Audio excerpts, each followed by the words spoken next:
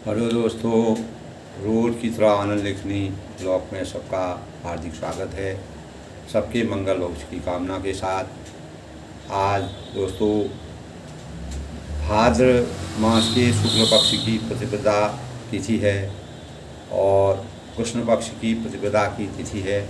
इस तिथि पर चंद्रमा सिंह राशि में मौजूद होते हैं और शुक्रवार दोस्तों माँ लक्ष्मी का दिन माना जाता है और इस दिन धन देवी माँ लक्ष्मी की कृपा प्राप्त करने के लिए उनकी विधिवत पूजा करने का विधान है। शुक्रवार का दिन लक्ष्मी की पूजा के लिए शुभ माना जाता है और जैसे हमारे इस्लाम धर्म में भी जो मुस्लिम लोग होते हैं वह भी आज जुम्मा की नमाज पढ़ते हैं। उससे अपने जीवन में भगवान को अपने अल्लाह को मनाते हैं। ईसाई लोग भी ईसाई मसीह से गुड फ्राइडे यानी अच्छा शुक्रवार मनाने का द्योतक है। और हमारे सनातन धर्म में दोस्तों माँ लक्ष्मी का पूजन धन धान्य का प्रतीक होता है और शुक्रवार को माँ लक्ष्मी की पूजा आराधना करने से शुक्रदेव का भी पूजा करने का विधान है। और लक्ष्मी जो होती है दोस्तों धन की देवी होती है और सुख समृद्धि धन धान्य से हमारे जीवन को परिपूर्ण करती है। शुक्रवार को कोई भी लोग दोस्तों प्रॉपर्टी कोई चीज़ खरीदना है या घर की अपने वस्तु को खरीदना है तो उसका हमारे शास्त्रों के अनुसार उस दिन प्रॉपर्टी का काम नहीं करना चाहिए, इस प्रकार का विधान है। शुक्रवार शुक्रदेव लक्ष्मी को समर्पित होता है दोस्तों। लक्ष्मी पूजन के जीवन में सुख सुविधा की कमी कभी नहीं आती है और हमेशा आदमी धन धान्य पूर्ण होता है। शुक्र देवता की पूजा सफ़ेद और लाल गुलाबी कपड़े इस दिन पहनने चाहिए। अक्सर लोग शुक्रवार को सफ़ेद कपड़े पहन सकते हैं, लाल पहन सकते हैं, गुलाबी पहन सकते हैं। और ये दोस्तों कपड़ों का पहनना हमारे खान पान हमारे जीवन में पहनावा ये सब हमारे व्यक्तित्व पर निर्भर होता है, हमारा व्यक्तित्व को प्रदर्शित करता है। तो सिद्धदात्री स्वरूप पूजा और सिद्धदात्री स्वरूप भगवान की पूजा का इस दिन विधान है। और इस प्रकार शुक्रवार जो है दोस्तों हमारे जीवन में धन धान्य का बहुत ही अच्छा प्रतीक है। हमको धन धान्य संपदा मिलती है, सुख शांति मिलती है। तो शुक्रवार जो है माँ लक्ष्मी और शुक्रदेव की आराधना इस दिन की जाती है। तो दोस्तों इसी परिप्रेक्ष्य में हम जब अज्ञान के बंधन में तो इसी अनुक्रम में दोस्तों आज शुक्रवार के अवसर पर हमारे जीवन में दोस्तों जब कोई जीव होता है वो अज्ञान के बंधन में फंस जाता है और माया के बंधन में जकड़ जाता है, तब वह सुख दुख और कर्म संस्कारों के बंधन में रहता है। और तो फिर इस बंधन से मुक्ति का मार्ग हमारे जीवन में क्या है, इसके बारे में हमको गहराई से सोच विचार करना है। जो बंधन अज्ञान से हमारे अज्ञानता के कारण जिस बंधन के माया के बंधन में हम फंसते हैं और वह हमने अपने लिए उत्पन्न किया है उसका नाश निश्चित ही ज्ञान रूपी अज्ञान रूपी अंधकार को मिटा के ज्ञान रूपी प्रकाश का सृजन करके ही वह संभव है दोस्तों। क्योंकि अज्ञान का नाश ज्ञान से ही संभव है। हमारे जीवन में जितनी भी अज्ञानता आती है, जब तक हमारे अंतःकरण में ज्ञान का प्रकाश नहीं आता है तब तक हम वास्तविक जीवन का आनंद नहीं ले सकते।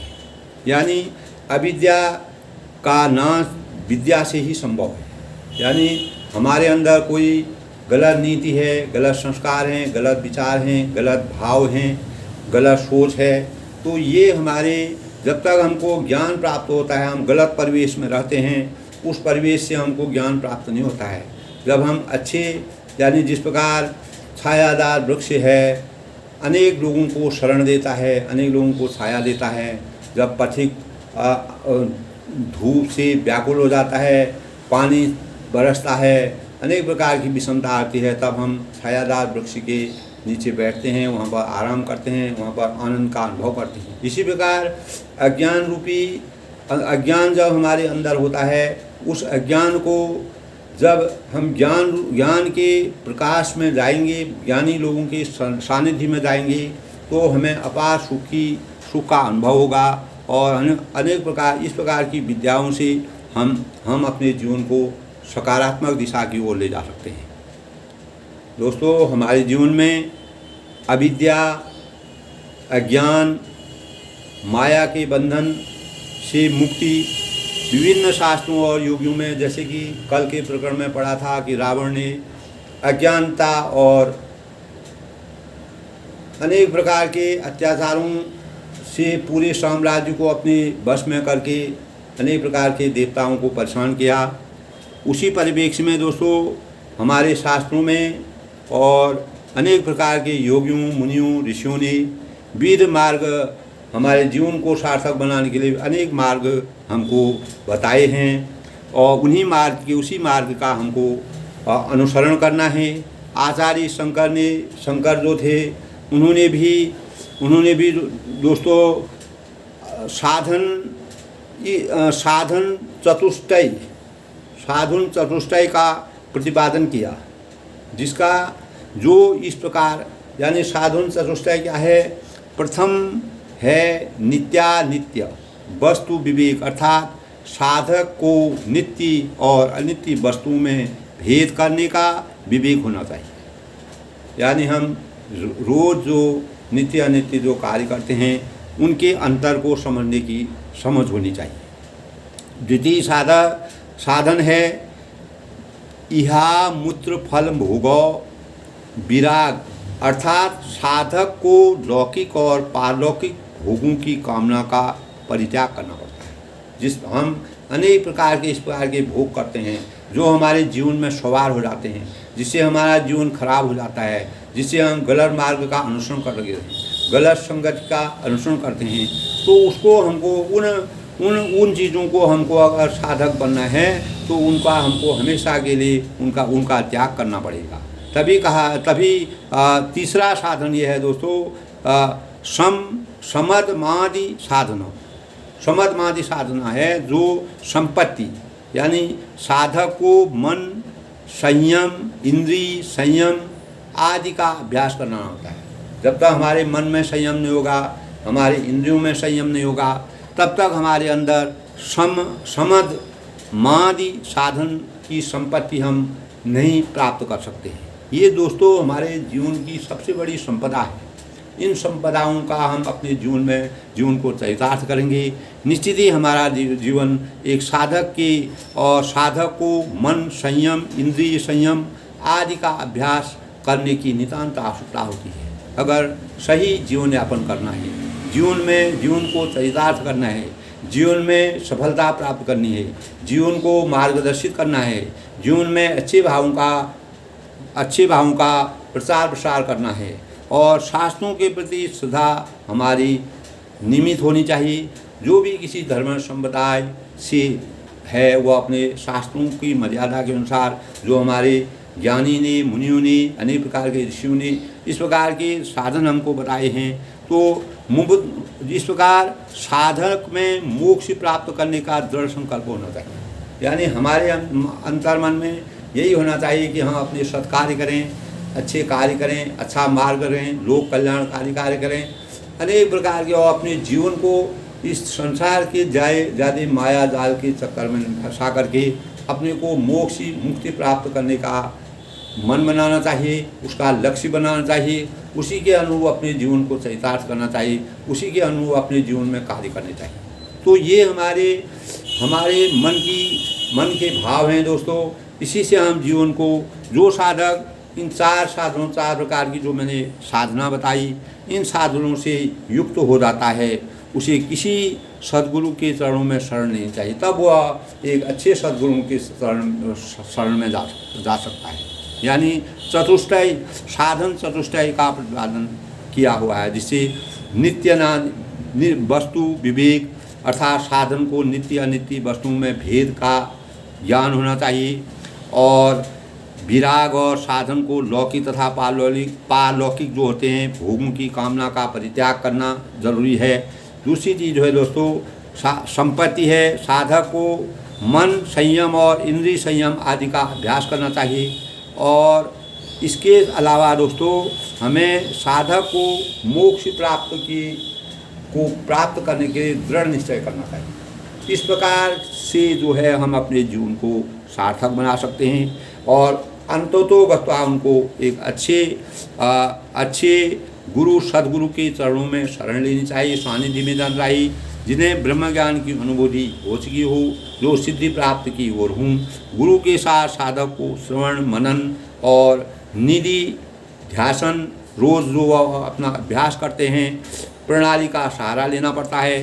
गुरु के उपदेशों को सुनने का मन बनाना चाहिए, उनके अनुसार अपने जीवन को बनाना चाहिए, उनके उपदेशों का तार्किक दृष्टि से विचार करने को मनन करना चाहिए। सत्य का पर निरंतर जो सत्य होता है सत्य पर निरंतर ध्यान रखना चाहिए, और इस प्रक्रिया से गुजरने के बाद साधक के पूर्व संचित संस्कार नष्ट हो जाते हैं। जो हमारे पहले के संस्कार होते हैं, जो गलत संस्कार होते हैं, वो हमेशा के लिए खत्म हो जाते हैं, नष्ट हो जाते हैं, जिससे ब्रह्म की सत्यता भी उसे अटल, तब भगवान की सत्यता में भी हमारा अटल विश्वास हो सकता है।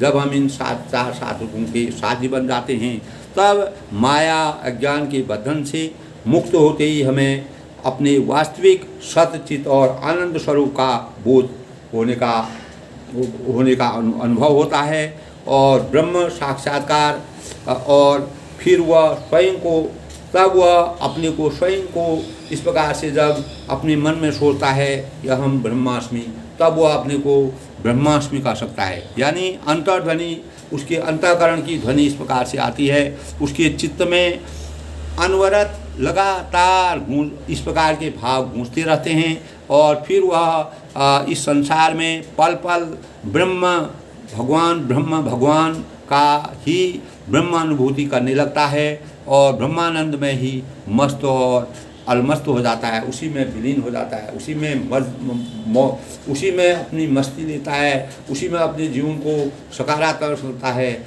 और अपने जीवन को गुणात्मक बनाता है। इस प्रकार दोस्तों इस प्रकार सोह मस्मि वह ब्रह्म हूँ, ब्रह्म में हूँ, तब वह अपने को ब्रह्म में हूँ करके का अनुभव करता है, और यही मानव जीवन की सबसे अखंड वृत्ति है। वही इसी से वह ज्ञान दीपक की परम प्रचंड दीप शिखा की लौ की समान है, और आत्म अनुभव के सुख का सुंदर प्रकाश हमारे जीवन में फैलता है। तब संसार के मूल भेद रूपी भ्रम का नाश हो जाता है, और महान बलवती अविद्या के परिवार मोह आदि का अपार अंधकार जो है हमारे जीवन से हमेशा के लिए मिट जाता है। तभी वह विज्ञान रूपिणी वृद्धि आत्म अनुभूति रूपी प्रकाश को पाकर हृदय रूपी घर में बैठकर इस जड़ चेतन की गांठ को खोलने का कार्य करता है। यानी हमारे मन में जिस प्रकार के विचार होते हैं तो वह ओपन हो जाते हैं, वह खुल जाते हैं, और हमारे अंदर जो अज्ञान है वह पूर्ण रूप से समाप्त हो जाता है। यानी एक छोटे से बीज में एक विशाल वृक्ष समाया रहता है। उसी प्रकार हमारे मानव जीवन में भी दोस्तों अनेक प्रकार से हमारे जीवन में, हमारे अंतःकरण में, एक मानव के जीवन में अनेक प्रकार की भावनाओं का संचार होता है, और अगर हम उसको सकारात्मक दिशा की ओर कार्य करते हैं तो हमारा जीवन धन्य हो जाता है, हम मोक्ष को प्राप्त हो जाते हैं, हम में साधना आ जाती है, हम साधक बन जाते हैं, हम सद्गुरु के चरण सानिध्य में चले जाते हैं, और हमारा जीवन उत्तरोत्तर सदमार्ग की तरफ जाता है। निश्चित ही हमारा जीवन एक समय मुक्ति की प्राप्ति करता है। हम इस संसार के माया जाल के बंधन से धीरे धीरे अपने को अवमुक्त करते हैं और अज्ञान रूपी अंधकार से ज्ञान रूपी प्रकाश का सृजन करते हैं। दोस्तों, रामायण में तुलसीदास जी ने अनेक प्रकार से मानव चेतना को उजागर करने के लिए रावण के प्रताप को इस संसार में दिखाया। प्रताप भानु से जो रावण बने, मायाई रूप में वह राक्षसी वृत्ति आ गई, उनके पास शक्ति बलवान हो गई, पूरा साम्राज्य उन्होंने अपने अधीन कर दिया और पूरी प्रजा को उन्होंने अपने बस में कर लिया और पूरी प्रजा उनके कार्यों के अनुसार चलती थी। अनेक प्रकार के अत्याचार, अधर्म, अनीति, और जब आदमी का मन बुद्धि सही कार्य नहीं करती है और सही मार्ग पर नहीं चलती है तो वह अनीति के रास्ते को अपनाता है, जिससे वह जीवन भर परेशान होता है। अपना तो परेशान होता है और लोगों को भी वह परेशान करता है। इस प्रकार की पूरी प्रजा को उसने जिस प्रकार से परेशान किया, देवताओं को परेशान किया, तो इसका परिणाम अंततोगत्वा क्या होता है दोस्तों? रामचंद्र जी को मानव जीवन लेकर के इस संसार महानाट्यशाला में आकर के रावण का अंत करना पड़ा। जो अज्ञान रूपी अंधकार से भरा हुआ था उसके जीवन को मुक्त करके और उससे हमेशा के लिए मोक्ष की प्राप्ति की। क्योंकि रावण जो है केवल 2 लोगों के हाथों से मरने का उसने भगवान से वरदान मांगा था, या तो मनुष्य हो या बंदर हो। इसके अलावा वह किसी तीसरे के हाथ से मरना नहीं चाहता था। तब देवता थे, यक्ष थे, गंधर्व थे, मनुष्य थे, किन्नर थे, नागों की कन्याएं और बहुत प्रकार की सुंदरी स्त्रियों को उसने भुजाओं के बल से जीत कर उनसे ब्याह कर लिया। अनेकों ब्याह कर लिए।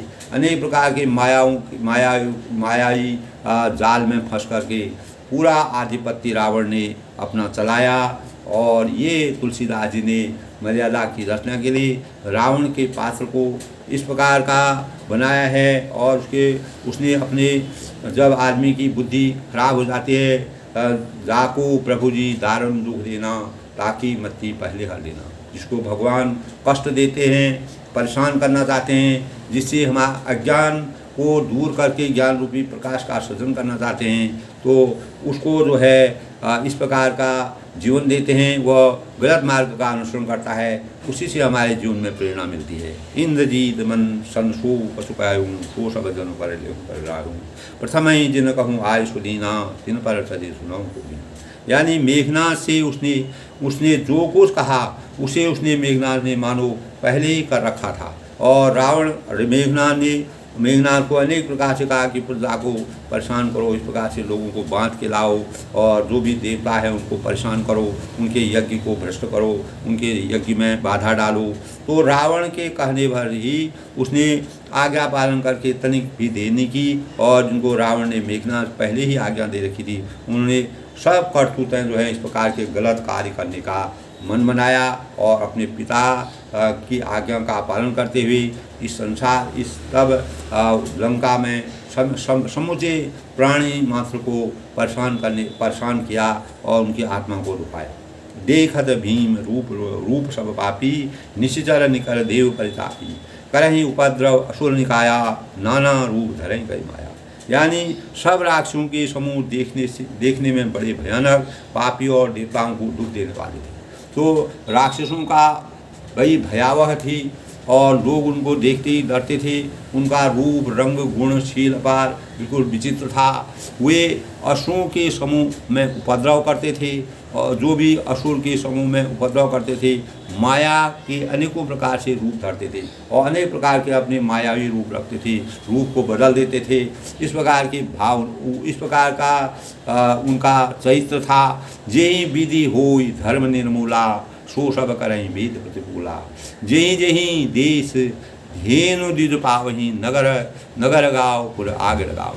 जिस प्रकार धर्म की जड़ कटे, यानी धर्म का नाश हो, धर्म की रचना नहीं करना चाहते थे। भगवान श्री कृष्ण ने जिस प्रकार से अवतार लेकर के अधर्म का हमेशा के लिए नष्ट किया और धर्म की स्थापना की, उसी प्रकार रावण ने भी अधर्म की नीति को बढ़ाया और वेद के विरुद्ध काम किया और अनेक स्थानों में गौ और ब्राह्मणों को पाते थे। उसी नगर गांव में पूर्व में, उसी नगर में जहां गौ और ब्राह्मण थे उनकी आग लगा देते थे। इस प्रकार का कृत्य लंका में हुआ और रावण और मेघनाथ जो उनका पुत्र था, उन्हें इस प्रकार के गलत कार्य किए। शुभ आचरण कतहु नहीं होई, देव विप्र गुरु मान होई, नहीं हरि भगत जग तब जाना, सपने सुन भी। और उनके डर से, उनका जो भय था, कहीं भी शुभ आचरण, ब्राह्मण भोजन, यज्ञ, श्राद्ध आदि नहीं होते थे। ये सब प्रक्रिया बंद कर दी थी। देवता, ब्राह्मण और गुरु को कोई नहीं मानता था। न हरिभक्त थी, न यज्ञ था, न तप था, न ज्ञान था। वेद और पुराण तो स्वप्न भी सुनने को नहीं मिलते थे। दोस्तों, जब कोई भी आदमी की मति हरण हो जाती है तो वह अनेक प्रकार के उपद्रव करता है, गलत कार्य करता है, गलत दिशा की तरफ जाता है और धर्म की नीति से अनीति की तरफ जाता है। तो अंततोगत्वा भगवान रामचंद्र जी ने अपनी मर्यादा, तुलसीदास जी ने इस प्रकार की मर्यादा की रचना की कि रावण के पात्र के माध्यम से हमारे जीवन में उन्होंने कितनी बुराइयां की और बुराइयों का क्या प्रतिफल होता है उसके बारे में प्रत्येक मनमानस में उन भावों को प्रदर्शित किया, उन भावों के बारे में लोगों को चिताया और चेतना का संचार किया, जिससे हम अपने जीवन में गलत कार्यों से बचें और गलत और सही में क्या अंतर होता है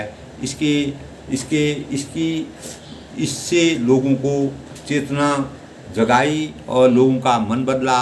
जप जोग विरागा तब मख भागा, सुन सुनई दर्शीसा, आपन उठ धाव रहे पावही धरी सब घाय गीसा। अस भ्रष्ट आचारा भा संसारा, धर्म सुनिय नहीं काना, ते बहुविधि त्रासई देश निकासई, जो कह वेद पुराण। इस प्रकार के इंस्ट्रक्शन उन्होंने की। अनेक प्रकार के राजाओं ने इस प्रकार के कार्य किए, जो गलत कार्य किए, जिन्होंने अपनी छवि को बढ़ाने के लिए, अपने प्रभुत्व को बढ़ाने के लिए और अपनी प्रजा को परेशान करने के लिए अनेक प्रकार के जन विरोधी कार्य किए, जो आज भी इतिहास में उनका नाम मिलता है। और उससे हमको प्रेरणा मिलती है कि गलत कार्य का क्या परिणाम होता है। तब जब है, योग है, वैराग्य है, तप तथा ज्ञान में देवताओं के भाग पाने की कोई भी पाने की बात रावण कानों में सुन पाता तो स्वयं उठ दौड़ता था। इस प्रकार के अगर कोई भी भक्ति भाव के भाव करेगा, आध्यात्म की तरफ जाएगा, जब योग, वैराग्य, तप और यज्ञ करेगा तो कुछ भी रहने नहीं पाता था। वह सबको पकड़कर विध्वंस कर डालता था। उसने इस प्रकार का आदेश दिया था। संसार में ऐसा भ्रष्टाचरण फैल गया कि धर्म तो कानों से भी सुनने को नहीं आता था। इस प्रकार का अत्याचार हो गया था और वेद और पुराण कहता था उनको बहुत तरह से त्रास किया और देश से निकाल और इस प्रकार वेदों की रचना है, हमारे सस्वारों की है, हमारे सनातन धर्म है, हमारे ऋषि मुनियों के यज्ञ और तप में अनेक प्रकार से विध्वंस डाल करके सबको अपनी तरफ खींच लिया और सबके लिए अत्याचार का साम्राज्य उसने स्थापित कर दिया। तभी कायरो घोर निशाचर जो करही वरण्य जाय अनी, तिनके पाए ही कवन मिति हिंसा पर अतिथि। यानी राक्षस लोग जो घोर अत्याचार करते थे उसका वर्णन शब्दों में नहीं किया जा सकता। इस प्रकार का वर्णन, जब मानव के अंदर राक्षस बैठ जाता है तो वह अनीति कार्य करता है, गलत कार्य करता है, जिससे प्रजा दुखी हो जाती है। और कोई परिवार हो, समाज हो, देश हो, विश्व हो, अगर कोई भी आज विश्व के अंदर आतंकवाद जिस प्रकार से अपना पैर पसारे हुआ है, अच्छे जो हमारे सैनिक लोग हैं उनको मार रहे हैं, उनको घात लगा करके उनको शहीद कर रहे हैं, तो इसी प्रकार के अत्याचार उस समय भी होते थे। दोस्तों, इस प्रकार के मानव जब संसार में इस धरती पर जन्म लेते हैं तो भगवान जो है अपना अवतार लेकर के ऐसे लोगों का विध्वंस करते हैं। निश्चित ही एक समय आएगा जब ये आतंक जो है इस संसार से खत्म होगा। जिस प्रकार रावण का सर्वनाश हुआ, इसी प्रकार ये आतंक का अत्याचार भी पूरे विश्व से समूल नष्ट होगा। ऐसा भी समय होगा, ऐसा भी प्रताप भी कोई पैदा होगा। इस प्रकार की भगवान अपने रूप कभी न कभी अपने रूप का स्वरूप का अवतार लेकर के ऐसे लोगों का विनाश करेंगे, ये निश्चित है दोस्तों। समय देर होती है, अंधेर नहीं होता है। जब समय आता है तो सब कुछ जो इस प्रकार की गलत कार्य संसार में करते हैं, जो लोग अहित का कार्य करते हैं, लोगों को परेशान करते हैं, लोगों को भ्रमित करते हैं, लोगों की मर्यादा पर घात लगाते हैं, ऐसे लोगों को हमेशा के लिए भगवान उनका अस्त करते हैं।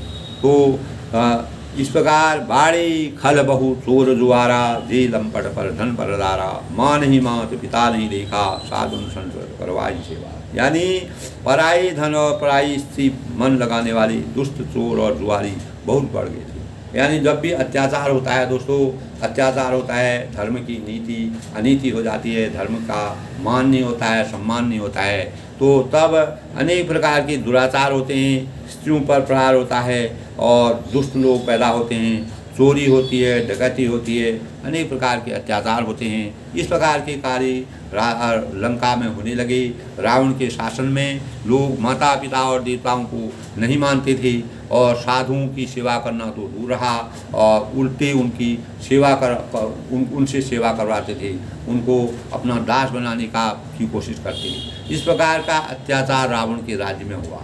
दोस्तों ऐसे ही अत्याचार को, इस प्रकार के अत्याचार को ख़त्म करने के लिए रामचंद्र जी को मानव रूप में जन्म लेना पड़ा, अवतार लेना पड़ा। जिनके यह आचरण भवानी, ते जानो निश्चर भगवानी, अतिशय दी धर्म की ग्लानि, परम सभी धरा बुलानी। यानी शिव जी भवानी से कहते हैं, शिव जी और ब्रह्मा जी ने ही रावण को इस प्रकार का वरदान दिया था। लेकिन भक्ति के आगे भगवान भी झुकते हैं। जब उसके अंदर अपार भक्ति थी तो उसने अपना सब कुछ भगवान के ऊपर समर्पण कर दिया था। भगवान ने उनको वरदान दिया, उसी वरदान का उसने दुरुपयोग किया। तब भगवान शिव जी पार्वती से कहते हैं कि हे भवानी, जिनके ऐसे आचरण होते हैं उन सब प्राणियों को राक्षस ही समझना चाहिए। जो इस प्रकार के कार्य करते हैं, चाहे वह कलयुग में हो, सतयुग में हो, द्वापर में हो, त्रेता में हो, किसी भी युग में इस प्रकार के गलत अनाचार कार्य करके दूसरों की आत्मा को दुखाने वाले जो लोग पैदा होते हैं, उनको भगवान हमेशा के लिए उनको राक्षस समझना चाहिए। इस प्रकार धर्म के प्रति लोगों की अतिशय ग्लानि होने लगी। जब धर्म की हानि होती है तो हर एक मन में एक ज्वाला उठती है, अग्नि की ज्वाला पैदा हो जाती है, क्रोध होता है, अरुचि और अनास्था को देखकर पृथ्वी अत्यंत भयभीत और व्याकुल हो जाती है। ऐसे में पृथ्वी में भी अत्याचार जब बढ़ जाते हैं तो पृथ्वी भी भयभीत होने लगती है। पृथ्वी अपने स्वरूप से परेशान हो जाती है कि इस प्रकार क्या हो रहा है।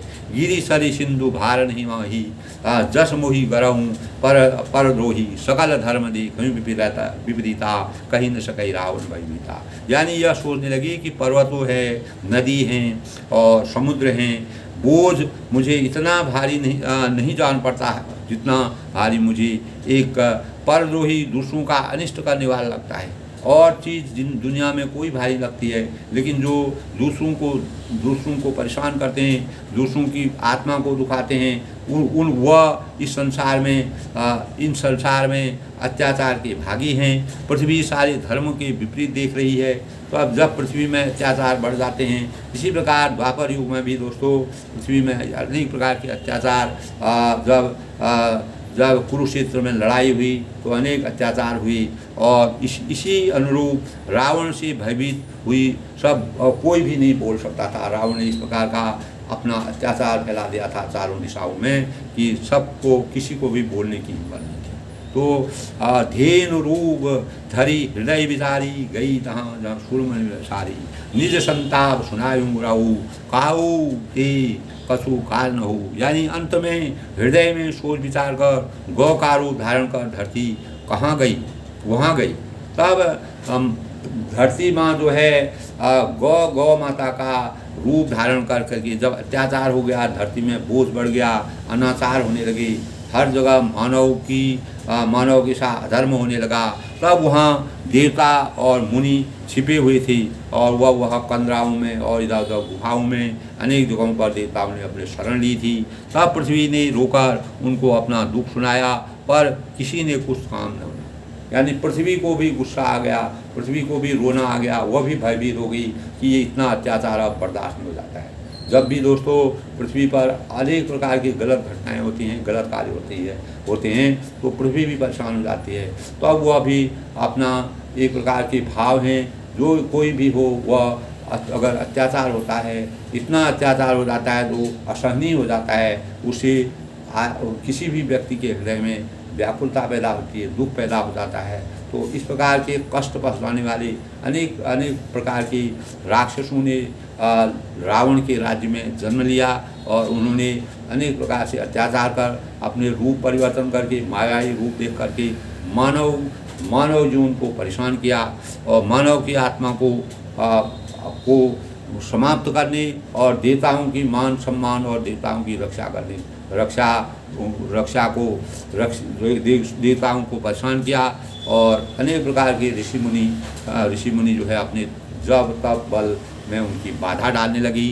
सूर मुनि गंधर्वा मिलकरी सर्वा ये विरंचित के लोका संग गौतनुधारी भूमि विचारी परम विकल भय शोका ब्रह्मा सब जाना मन अनुमाना मोर कसुन बसाई जा करी ते दासी सो अविनाशी हमरेऊ तोर सहाय।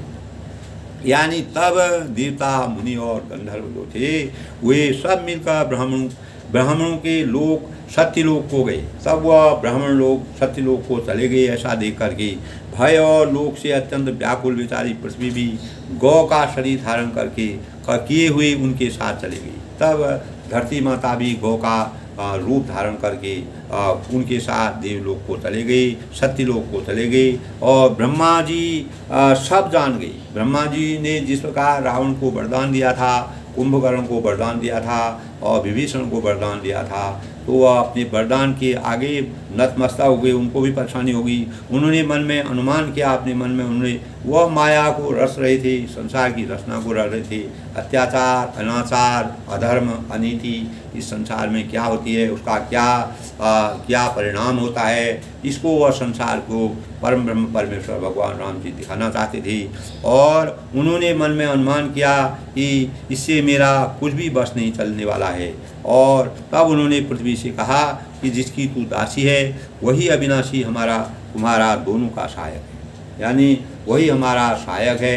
तब ब्रह्मा जी की भी नहीं चली। जब वरदान दे दिया गया तो उस वरदान का अनुपालन करना मर्यादा की प्रथम भूमिका होती है दोस्तों। तब धरनी मन धीर कहाँ विरंचि हरिपद सुमेरु जानर जन की पीर प्रभु धनजयी तारुण्य। यानी ब्रह्मा जी ने कहा हे धरती। तब धरती माता जब परेशान थी, धरती में अत्याचार होने लगी, अनाचार होने लगी और पाप होने लगी और कहीं पर भी जप तप ध्यान धर्म नीति नहीं थी, अधर्म का बाहुल्य हो गया था। तब वह धरती माता से मन में धीरज धारण करके श्री हरि के चरणों का स्मरण करो। तब वह कहते हैं कि मन में धैर्य जो है आपको जानते हैं और वे तुम्हारी कठिन विपत्ति का जो भी आप लोगों को इस प्रकार की विपत्ति हो रही है उसका निश्चित ही भगवान उसका नाश करेंगे, उसको समाप्त करेंगे और कुछ न कुछ इसका हल निकलेगा, कुछ न कुछ परिणाम सामने आएगा। और बैठे सुर सब करहीं विचारा कहाँ पायूँ प्रभु करहूँ पुकारा पूर्व बैकुंठ जान कहूँ कोई को कहाँ पय निधि बस प्रभु सो। यानी सब देवता बैठकर विचार करने लगे कि प्रभु को कहाँ पाए, भगवान परम ब्रह्म परमेश्वर कहाँ है। तब देवताओं के भी देवता जो परम ब्रह्म परमेश्वर एक है वो कहाँ हैं, ताकि उनके सामने पुकारा जाए, अपनी फरियाद कही जाए, अपने विचार कही जाए, अपना कष्ट कहा जाए। कोई बैकुंठपुरी जाने को कहता था, कोई कहता था कि वही प्रभु क्षीर समुद्र में क्षीर समुद्र में निवास करते हैं। क्षीर के यानी दूध के समुद्र में इस प्रकार क्षीर समुद्र पवित्र होता था, तो वहाँ पर निवास करते थे। जाके हृदय भगत जन प्रीति प्रभु तस प्रगट सदा रही रीति। जाके हृदय भगत जन प्रीति प्रभु तस प्रगट सदा रही रीति। ते समाज गिरजा में रहूँ अवसर पाए वचन करो। तब उनके हृदय में जैसी भक्ति और प्रीति होती है, कोई भी भक्त होता है, हमारे हृदय में जिस प्रकार की भक्ति और प्रेम होगा, प्रभु वहाँ सदा उसी रीति से प्रकट होते हैं। भगवान अपनी उसी रीति से, जैसे हमारे भाव होते हैं, हमारे विचार होते हैं, हम भगवान को जिस रूप में स्मरण करते हैं, अवश्य ही भगवान अपने दर्शन देते हैं। हे पार्वती, तब शिव जी इस बात को पार्वती से कह रहे हैं, हे पार्वती, इस समाज में ही था, अवसर पाकर मैंने यह बात कही भी है, और जब कभी अनेक प्रकार के इस प्रकार के अवसर आए हैं तो मैंने ये बात उनसे कही है। और जाके हृदय तब कहते हैं वो जिसके हृदय में जैसी भक्ति होती है, प्रीति होती है, और तथा रीति, वही रीति हमारे सामने भगवान प्रकट कर देते हैं। हरि व्यापक सर्वत्र समाना प्रेम के प्रकट कोई नहीं जाना। देश काल दिशी विदिशी हूँ नाही, कहूँ सो कहा जहाँ प्रभु नाही। यानी मैं तो यह जानता हूँ कि भगवान सब जगह विद्यमान हैं, समान रूप से व्यापक हैं, प्रेम वे से वे प्रकट होते हैं, और देश काल दिशा विदिशा में बताओ ऐसी जगह कहाँ है जहाँ प्रभु नहीं। भगवान सर्वत्र है, भगवान पूरी माया को देख रहे हैं। भगवान रावण के जो अत्याचार, अनाचार, अनीति और इस प्रकार की अभद्रता का साम्राज्य चारों तरफ फैल रहा है, इस प्रकार के भाव फैल रहे हैं, उसको भगवान परम ब्रह्म परमेश्वर अपने आँखों से, दिव्य आँखों से उसको देख रहे हैं। लेकिन क्या होता है, जागे हृदय भगत जस प्रीति। भगवान जिनके हृदय में जैसे निवास करेंगे, प्रभुता प्रकट सदा होंगे, इसी प्रकार भगवान वहाँ पर प्रकट होते हैं। अग जगमय सब रहित विरागी, प्रेम में बहुत प्रकट विरागी। मोर वचन सबके मन माना, साधु साधु कर ब्रह्म को खाना। हे सरासरमय, चराचर में व्याप्त होते हुए भी वे पूरे ब्रह्मांड में व्याप्त हैं, सबसे रहित हैं, विरक्त हैं, उन्हें कहीं आसक्ति नहीं है, किसी प्रकार की इच्छा नहीं है, वे प्रेम से प्रकट होते हैं। जब प्रेम के भाव हमारे अंतःकरण में जागृत होते हैं, तब वह जैसे अग्नि अव्यक्त रूप से सर्वत्र व्याप्त है।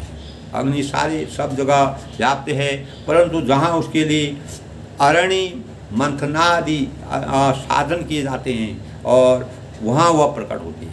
जहाँ पर उनकी अपेक्षा होती है, जहाँ पर उनको पूजा जाता है, जहाँ पर उनको भाव से उनको प्रकट किया जाता है, तो वहाँ पर वह अपने अवतार में प्रकट हो जाती है। इसी प्रकार सर्वत्र व्यापक भगवान पूरे संसार में व्याप्त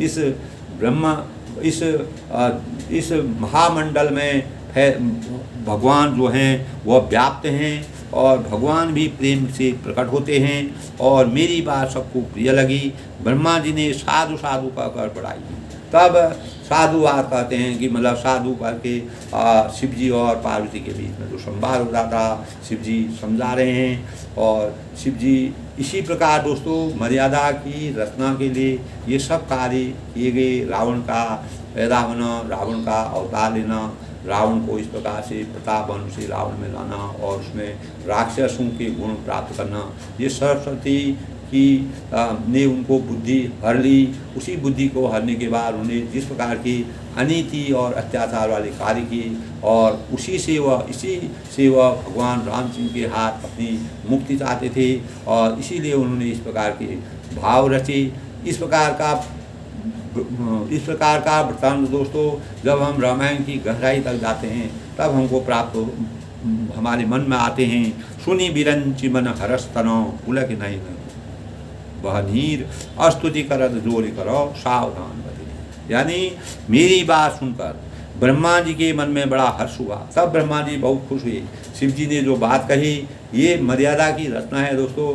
इसमें अनेक प्रकार के शुरू से लेकर लास्ट तक पूरा रामायण में अगर हम पढ़ेंगे, हर जगह हमको अच्छाई और बुराई के बीच में क्या भेद होता है, क्या उसके बीच में खाई होती है, क्या उसके बीच में तुलनात्मक अध्ययन होता है, उससे हमको क्या चीज़ प्राप्त होती है, हम अपने ज्ञान चक्षु को कैसे खोल सकते हैं, इसका बड़ी गूढ़ता से एक एक पात्र के माध्यम से हमारे मन मस्तिष्क में चेतना के भाव उजागर किए हैं तुलसीदास जी ने, और उनका तन पुलकित हो गया। तब ब्रह्मा जी सब लोग पुलकित हो गए, पुलकायमान हो गए और नेत्रों से प्रेम के आंसू बहने लगे। जब ब्रह्मा जी ने, शिव जी ने पार्वती से इस प्रकार की बातें की, उस संवाद को सब सुन रहे थे, ब्रह्मा जी भी खुश हुए और सबको अपार हर्ष हुआ कि भगवान कहीं न कहीं प्राप्त होंगे। तब वे धीर बुद्धि ब्रह्मा जी सावधान होकर हाथ जोड़कर स्तुति करने लगे। तब ब्रह्मा जी स्तुति करने लगे और उनकी स्तुति से भगवान जागते हैं और भगवानों की आराधना होती है। तब इस संसार को बचाने के लिए इस लंका में जब रावण अपना साम्राज्य कर रहा था, पूरी प्रजा दुखी थी, सब अत्याचार में डूबे हुए थे और कहीं यज्ञ नहीं था, धर्म नहीं था, नीति नहीं थी, चारों तरफ अनीति, अत्याचार और अनाचार का माहौल फैला हुआ था। तब ब्रह्मा जी उनसे कहते हैं, जय जय सुरनायक जन सुखदायक प्रणत बाल भगवंता, गौजुद हितकारी जय अशुसारी सिंधु सुता प्रियकंता, पालन सुर धरणी अद्भुत करनि मरम न जान कोई, जो सहज कृपाला दीन दयाला करहूँ अनुग्रह को। यानी हे देवताओं के स्वामी, सेवकों को सुख देने वाले, शरणागत की रक्षा करने वाले भगवान, आपकी जय हो, जय हो। हे गौ ब्राह्मणों का हित करने वाले और असुरों का विनाश करने वाले, समुद्र की कन्या श्री लक्ष्मी जी के प्रिय स्वामी, आपकी जय हो। हे देवता, पृथ्वी का पालन करने वाले, और आपकी लीला अद्भुत है, उसका भेद कोई नहीं जानता है। और ऐसे जो स्वभाव के हैं कृपालु, दीन दयालु, वही हम पर कृपा करें। यानी उन्हीं की कृपा से हम अत्याचार के इस जाल में जो फंसे हुए हैं, इससे दूर हो सकते हैं। जय जय जय अविनाशी, सब घट वासी, व्यापक परमानंदा, अभिगत गोतीत चरित पुनीत माया रहित मुकुंदा, जही लाग विरागी अति अनुरागी विगत मोह मुनिबंदा, निशिवासर ध्यावहि गुणगण गावहि जयति सच्चिदानंदा। वह हे अविनाशी, सबके हृदय में निवास करने वाले, अंतर्यामी, सर्वव्यापक, परम आनंदमय, अज्ञेय, इंद्रियों से परे, पवित्र, चैत्र, माया के रहित मुकुंद, मोक्षदाता, आपकी जय हो, जय हो। इस लोक और परलोक के सब भोगों को विरक्त तथा मोक्ष से सर्वथा छूटे हुए ज्ञानी मुनिवृंद भी अत्यंत अनुरागी प्रेमी बनकर, जिनका रात दिन ध्यान करते हैं और जिनके गुणों के समूह का गान करते हैं, उन सच्चिदानंद की जय। इस प्रकार की भगवान की आराधना हो रही है, भगवान की स्तुति हो रही है, भगवान की माया का गुणगान हो रहा है। जही सृष्टि उबाई त्रिविध बनाई, संग सहाय दूजा, सो करहूँ अघारी चिंत हमारी जान्यू भगत न पूजा, जो भव भय भंजन मुनि मन रंजन गंजन विपति परुषा, मन बच क्रम बानी छाणी शयानी शयन सकल सुरलूथा। यानी जिन्होंने बिना किसी दूसरे संगी अथवा सहायक के अकेले ही यह स्वयं अपने को त्रिगुण रूप ब्रह्म विष्णु शिव रूप बनाकर, अर्थात बिना किसी उपादान और कारण के, अर्थात स्वयं की सृष्टि का अभिन्न अंग बनाकर, कारण बनकर, अभिन्न रूप बनकर के तीन प्रकार की सृष्टि उत्पन्न की, वही पापों का नाश करने वाले भगवान हमारी सुध लें। और जब हम अत्यंत परेशान हो जाते हैं तो हमारी सुध लेने के लिए अगर इस भगवान इस संसार में प्रकट होते हैं, वह एकमात्र ब्रह्म है। हम न भक्ति जानते हैं न पूजा जानते हैं, तब वह कहते हैं कि हम न भक्ति जानते हैं न पूजा जानते हैं, और जो संसार के जन्म मरण के भय का नाश करने वाले, मुनियों के मन को आनंद देने वाले और विपत्तियों के समूह को नष्ट करने वाले हम सब देवताओं के समूह मन वचन और कर्म से चतुराई करने की बांध छोड़कर और भगवान की शरण में आए हैं। तब भगवान की स्तुति करते हैं, तब भगवान प्रकट होते हैं। इस प्रकार जो रावण का अभिशाप चला, रावण ने अनेक प्रकार से अत्याचार की, तब देवताओं ने आपस में जाकर के परम ब्रह्म परमेश्वर की आराधना की। सादर श्रुति सेवा ऋषि अशीषा, जाकर कोई नहीं जाना, जही दीन प्यारी वेद पुरानी द्रोण हो श्री भगवाना।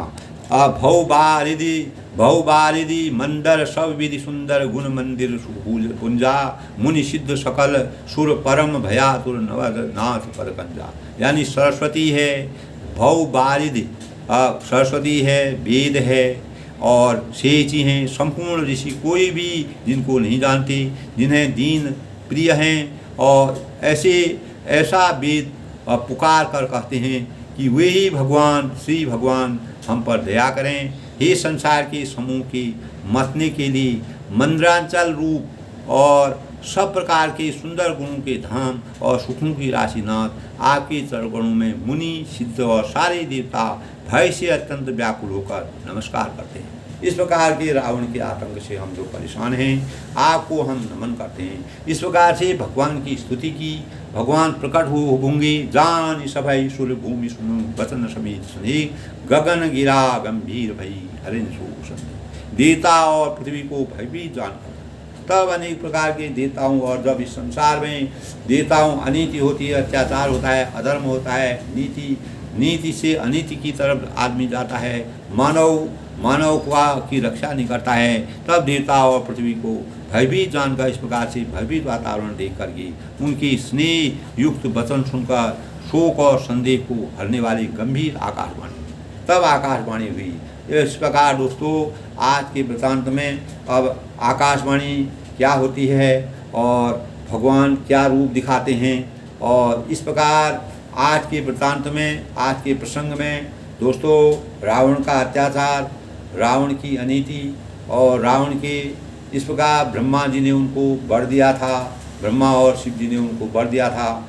जब भी हमारे जीवन में कोई चीज़ हमको प्राप्त होती है, अगर हम उसका दुरुपयोग करते हैं, रावण ने भगवान की से वरदान प्राप्त करके अनेक प्रकार की अनीति और इस संसार को हानि पहुंचाने का कार्य किया, अनेक आत्माओं को परेशान किया, दुखी किया, और इसी के परिणाम स्वरूप जब देवता और ऋषि मुनि और गौ माता धरती बहुत ही परेशान हो गई थी, तब वह भगवान की आराधना करते हैं, स्तुति करते हैं, परम ब्रह्म परमेश्वर की स्तुति करते हैं। और उनकी स्तुति से जब अत्यंत ही उनको व्याकुल देख करके और बहुत ही इस अत्याचार की वृद्धि को देखते हुए, अत्यधिक अत्याचार जब गंभीर अनंत में पहुंच जाता है, बहुत ज़्यादा हो जाता है, तब भगवान जो है अपना अवतार लेते हैं। नीलोक ही बिरंजी देवनी या सिखाई